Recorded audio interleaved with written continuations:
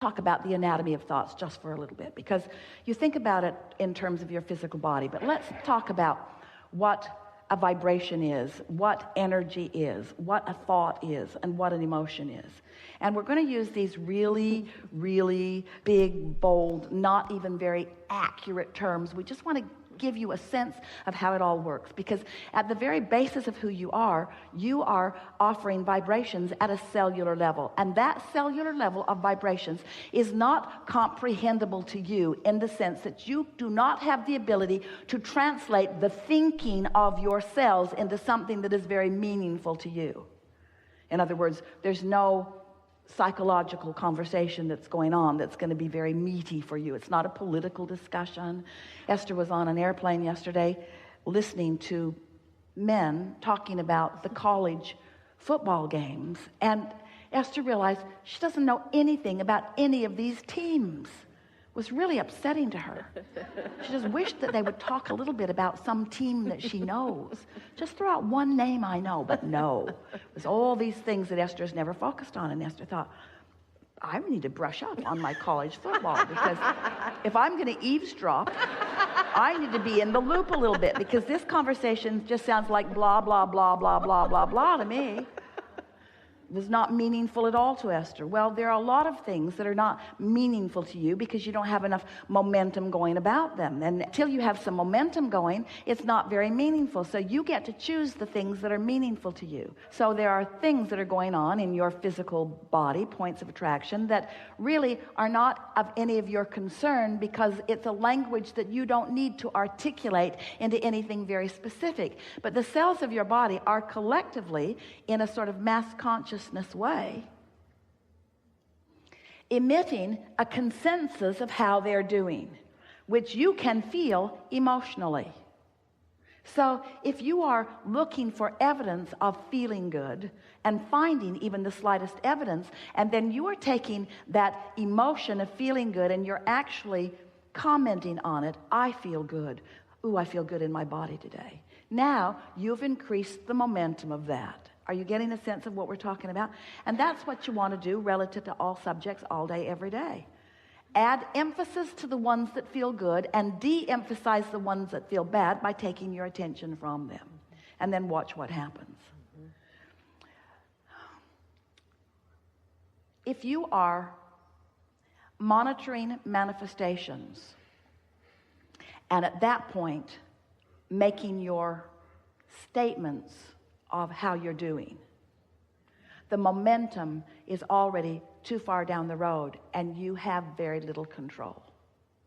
But when you start caring about the way you feel, and you are caring about the emotions, and you are deliberately taking something that feels a little good and focusing on it until it increases and becomes more, before you know it, and we're talking about days really, manifestations of things that you have been wanting for a very long time will begin being realized by you in your experience. And at those realization points, you're going to then say, well, I guess I've been getting this right. And so that's just the process. Try it a little. Try to feel for the feeling of fun just for a few days and watch what happens in your life. Try to feel for a feeling of appreciation just for a few days and watch what happens in your life. Show yourself how you have come closer to who you are with these general thoughts. You didn't trip over. Esther's been talking a lot about what she's tripping over. She said to at least 5 members of her staff, maybe not the mobile crew, but the home crew, I'm tired of tripping over that. Let's do something about that. I don't want to trip over that anymore. I don't want to trip over that anymore. Well, she didn't even realize she was saying, I don't want to trip over that, until she tripped over that. And now that she's tripped over that, around the world, she tripped over that. It's got her attention. I'm going to stop saying I'm going to stop tripping over that. I'm not going to trip over that. Scotty said, oh, I'm really sorry about that. And Esther said, I create my own reality. Damn it. I create my own reality. Nobody's responsible for anything that happens to me. Everything that comes to me is as a result of what I've got going on vibrationally. Don't you love knowing that? And don't you love manifestations that explain to you what you've got going on vibrationally? Don't you love that? Would you really want it to be any other way? No. And don't you love knowing that it's all for you? Doesn't it feel good to be in that spotlight? Yes. Don't you like being in that spotlight where everything that is occurring in your experience is a reflection of what you're doing vibrationally, what you're doing emotionally, how you are tending to your own point of attraction? You're powerful. You're powerful. And the trajectory of your deservability is more powerful than Esther can even find words to explain to you. It's time for you to just chill out and have more fun and make it simpler, and don't bring with you all the stuff that you've picked up along your physical trail. Just stand in your now and reach for the best feeling thought that you can find here and now, and watch what begins to happen. Esther is certain that this avalanche, and it is, of extraordinary, and they are, manifestations in her life experience are happening now because of her few weeks of sitting with her notebook and deciding to focus for 15 or 20 minutes unconditionally. To find a feeling without needing something to have produced it. To start at the basis of her vibrational anatomy, whatever that means, and start in that neutral place and just see if well-being ensues from that. Just giving herself a chance to grow something that feels good by not starting with something that feels bad. By not beginning the day by solving a problem, by not beginning the day by answering emails, by not beginning the day by trying to clean up the things you're tripping over, by not beginning the day in the hole. Instead, beginning in that neutral place and just letting the universe show you the goodness that will come to you if you start in that neutral place, you see. And then, once that momentum gets going, then the things that begin to happen are far more than emotions. It's rendezvousing with people and things coming into place and financial enterprises coming together and all kinds of things coming that just make you stand back, and most of the world stand back if they were watching it and understanding it in amazement at the blessedness that you are living, you see. Nobody can understand you. No one will ever really get you. Give up trying to get them to get you. You're not going to make them understand. You cannot explain yourself to anybody because nobody can get your point of attraction. And the harder you try to explain to someone who's not getting it who you are, the less you be who you are. Yes. You let them train you into their awareness of you. Yes.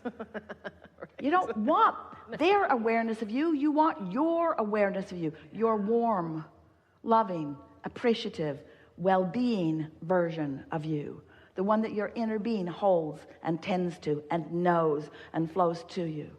You see, here's the reason that a conversation like this, we know, is so helpful to you. Once you hear this enough, you'll be in the middle of some momentum that isn't pleasing to you, and you will realize why the momentum is there. And when you have conscious realization, now you're in control. It's like, sometimes it feels like it would be prudent. That's what your parents told you in the beginning. Drive slowly.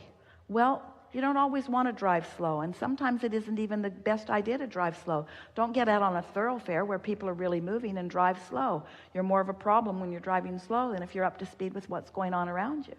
And so when you realize that you are in control of your experience, we just want you to know the faster you're moving, the faster the momentum is, the more happy you really are going to be in the experience. But you don't want to drive fast before you have control of your vehicle. You want to drive according to the conditions. How's that? You want to drive according to the conditions. So if the roads are slippery, or if there's a lot of congestion, you drive according to the conditions. You don't press on the accelerator when you're going downhill on the San Francisco streets. In other words, you drive according to the conditions. So that's what you're doing. We want you to deliberately, cognitively, deliberately flow your vibrations according to the conditions. We want you to be aware of what's going on around and go as fast as you can go vibrationally according to the conditions. Yes. So how does that fit in with unconditional love? If we're asking you to drive according to the conditions, so what condition is it that we're talking about? The way you feel. If you're really angry, they teach you this all day, every day. If you're angry, do you want to get in the car and drive off in your anger fit? That's never a good idea, is it? Isn't that almost always when something goes wrong, when you're in that place? Do you believe that you can be in control of the way you feel? Yes. Under all conditions? Yes. No, not under all conditions yet. But eventually, you can be in control of the way you feel under all conditions. So, does it matter that you're not in control under all conditions? If a condition comes and you're not in control of the way you feel, is it a problem? Isn't that the way you become in control of your conditions? Isn't it just all by practicing it? By finding the feeling place of it? Yes. Does it bore you when we present to you such a simplistic approach to life that it all boils down to how you feel and you have control over how you feel? And do you want to argue with us in your mind about that? Because there are people in your life that make it really hard for you to feel the way you want to feel. Well, those people are the most significant people in your life experience. Because if you are able to show yourself that you can feel the way you mean to feel unconditionally, by caring about how you feel so much that you manage your vibration earlier until you get the momentum going, then you've got it made. So controlling your vibration is all about momentum. And momentum is all about starting at the early stages. It's about how you get it started. That is the reason that you were born into this physical time-space reality where there is slumber. That's the whole point of your slumber. While you sleep, your momentum subsides. And every time you come back into consciousness, you have the then new fresh slate, the new ability to push the reset button and to find a vibration that feels good to you. And it is our promise to you. If you will find it and consciously acknowledge that you have found it and focus upon it with the deliberate intent of continuing to feel the feeling, the momentum of it will increase until you will not be living a boring life. It will not be boring. We're not trying to get you to go back into no thought, no thought, no thought. What we are wanting to help you do is to go back into no resistance, no resistance, no resistance, knowing that law of attraction will then pick up the pace until there will be momentum that will lead you or lead everything that you want directly to you. You are supposed to be living the manifestations that you want. You're supposed to be living all of those manifestations. You haven't sifted through life and put all of those things into your vibrational reality, into your vortex of creation for no reason. You've put it there for the reason that it must continue to grow. It is illogical. It is wrong for you to have put things into your vortex that are not being allowed by you to come to your realization, to your actualization. That's the thing that's causing you all of your stress. 100% of your negative emotion exists because you have created a reality that you are blocking yourself from. It's not because somebody else is preventing it, and it's not because you've done something wrong, and it's not because of this condition or this condition or this condition. The only reason that you feel any negative emotion at all is because you are expanded beyond what you are right now willing to allow. And the thing that is so interesting about that is that the reason that you're disallowing all that you want to manifest into full realization is because you're not willing to feel good enough. You're not willing to feel good. Oh no, I shouldn't feel good over that. That lady is sick and that person doesn't have enough money and it's selfish. There's this going on and it's just not normal. It's just not normal. People would think I was nuts if they knew that I'm just happy all the time with all this stuff going on. And we say, got to give up what anybody else thinks. And you got to care about how you feel. And then watch the momentum of your life pinpoint accurately for you the perfection, the brilliance, the worthiness, and the blessedness of who you are. And Esther did not know that a month ago like she knows it now, because she had not had the benefit of a magnificent manifestation punctuating her point of attraction. She didn't even know she had that point of attraction going. Oh, she was happy, and she knew she was feeling good, and she knew that she was feeling good a lot, and she knew that she was feeling good on purpose. She just didn't know what feeling good like that for a consistent period of time would yield to her. You see what we're getting at? Yes. But when it yielded, then she thought, oh, I recognize that.